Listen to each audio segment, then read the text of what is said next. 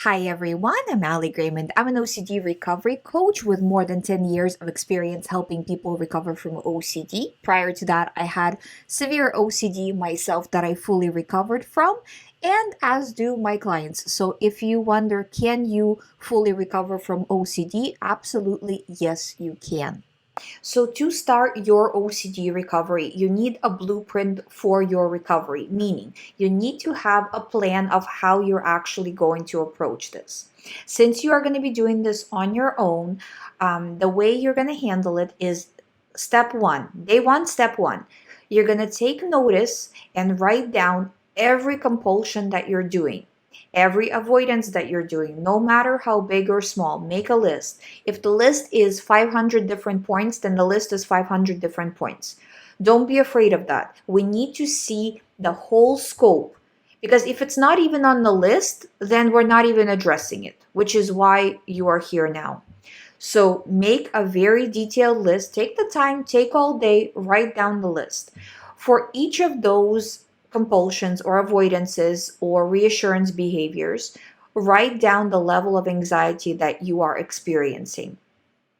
So, if you are having pure O type of OCD, so it's not no physical compulsions, just rumination. How much time you are ruminating in the course of every 3 hours in terms of minutes, active rumination, and where are you feeding your OCD? So again, avoidance behaviors, reassurance behaviors. Who do you go to for reassurance? How often do you go to them for reassurance? Can you reduce the amount of time you seek reassurance from this person or from Google or from some group? So now you have an active plan. So you have everything written out that you do that feeds the OCD. From here, day two, you're gonna start reducing. If you can't reduce, if you can't eliminate something, try to modify it. So, with reassurance behaviors, give yourself a little bit of time before you do the reassurance behavior. The longer you can stretch it out, the better. And then the next day and the next day, you're gonna increase as you are going this time period. If you're doing physical compulsions, try to modify the physical compulsion. The easiest way to do this would be to say, okay, I will do my physical compulsions, but I will do them to a 99% perfection. Not 100% perfection, 99% perfection. And that's all that's required for you for day, let's say 2. Then day 3, I'm going to do to 90% perfection.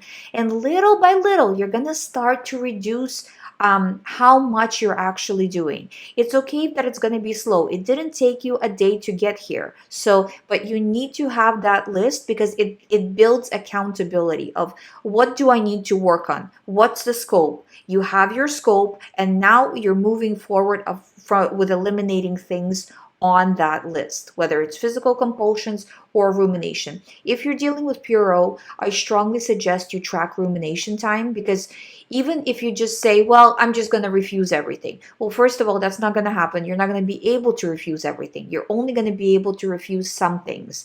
And if you're one day refusing more, another day refusing less, then it's like one step forward, one step back, and you feel stuck, right? We've all been in that situation. But if you have a maximum number for every 3 hours, right? Because that's how we track in 3 hour increments. So how much time did you ruminate in the last 3 hours? And then slowly reduce each day, right? So say for example, in the course of 3 hours, I ruminated, say 180 minutes. So 3 hours out of 3 hours. Day two, can you do, instead of doing 180, can you do 170? Day three, 160. If you reduce by 10 minutes each day, each 3 hour time period, it's going to take you 18 days to reduce to zero. Yes, there's going to be probably setbacks, so add a few extra days. Okay, say 20, 25 days. But that's it. And then you're just in maintenance mode. And I see clients doing this all the time. So this is doable. But you have to do this properly. So little bit by little bit, if your therapist or your coach or your specialist tell you that you can do an hour or two of OCD exercise per day and you're done, I don't think you can recover that way. And I think then, this is this type of situation where later on they'll tell you, well, you can't recover from OCD because it's chronic. Well, if you're only doing 2 hours of recovery work and the rest of the day doing rumination and compulsions, yeah, you can't recover that way. Because the majority of the day you're doing the wrong things. Your whole day is recovery. From the moment you wake up to the moment you go to sleep. Everything you're accountable for, you're pushing through without perfectionism. It's very important, because if you start to enter perfectionism zone, then you start to develop another OCD. We don't want that. But being accountable, not perfect, but accountable, and pushing forward every moment of the day. I'm telling you, just do this for like 20 days. You will see an improvement you've never seen before with whoever it is that you're working with. And it will be just you doing this on your own and actually succeeding. I promise you this works. It doesn't require anything. I know I have the app. I'm not pushing it. You want to do it on a piece of paper, do it on a piece of paper. It doesn't really matter how you do it as long as you do this. I promise you it works. Thank you for watching. If you would like to do one-on-one recovery program with me, all the information is on youhaveocd.com. I'll see you tomorrow.